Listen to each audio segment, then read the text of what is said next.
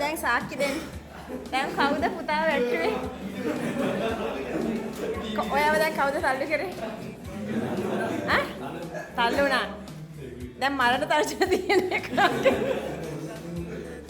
දැන් මං කර. ඔන්න. දැන් කාගෙන්ද මරණ තර්ජන? මේ මෙතන කට්ටිය වැඩි. දැන් කට්ටිය අර නිකන් එකට එකතු වෙලා හැංගිලා නිකන් අර අපරාධයක් කරාට පස්සේ අර සර් මේ ක්‍රයිම් සීන් එක. ක්‍රයිම් සීන් එක. ඈ? මේගොල්ලෝද?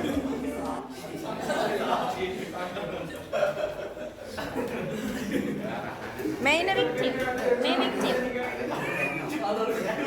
victim. මේ ළමයට පස්සක් තියනද කියලා මම බැලුවේ මේගොල්ලෝ මොන හරි කරලා වට්ටලා. පුතේ කොන් දෙකක් කොහමද? එන්නේ. මෙතනින් යන්න බෑනේ.